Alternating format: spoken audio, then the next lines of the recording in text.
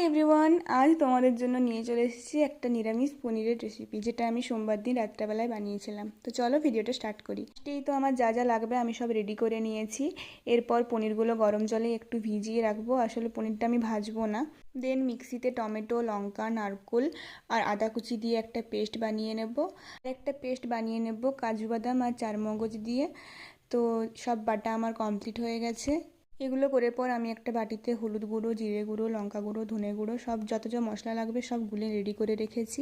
এরপর কড়াইয়ে তেল দেবো। তেলটা গরম হয়ে গেলে জিরে, শুকনো লঙ্কা আর তেজপাতা ফোড়নে দিয়ে দেবো। আর গরম মশলাও দিয়েছিলাম, সেটার আর ভিডিও করা হয়নি। এরপর তো আদা, টমেটো, নারকোলের যে পেস্টটা বানিয়ে রেখেছিলাম সেটা দিয়ে দেবো। এরপর এটা ভালোভাবে নাড়াতে হবে। তারপর সামান্য চিনি দেবো।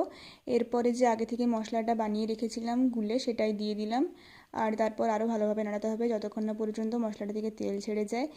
দেন কাজু বাদামের পেস্টটা দিয়ে দিলাম। এরপর আরও ভালোভাবে নাড়াতে হবে, সামান্য একটু জল দিয়ে দিয়ে নাড়াবে, দেখবে আর কালারটা পুরো চেঞ্জ হয়ে এসেছে। তো পনিরটা দিয়ে দিলাম। পনিরটা দিয়েও একটু ভালোভাবে মিশিয়ে নিতে হবে সব কিছু। আর একটু পরে আগে থেকে সেদ্ধ করে রাখা কাবলি ছোলা আর আলুটা দিয়ে দেবো এর মধ্যে। এরপর তো আমার মোটামুটি হয়েই এসেছে, আর কিছু তেমন দেওয়ার নেই। আর ওটা সেদ্ধ করার সময় লবণ দেওয়া ছিল বলে আর লবণ দিইনি। এটাও তো দেখতে ভালো লাগছে, তো ঢাকা দিয়ে দিলাম। আর এদিকে মা দেখছি লুচি ভাজছে। লুচি ভাজা হয়ে গেলেই খেতে চলে এসেছি। তো আজকের মতো এটুকুই ভিডিওটা, তোমরা জানিও কেমন লাগলো।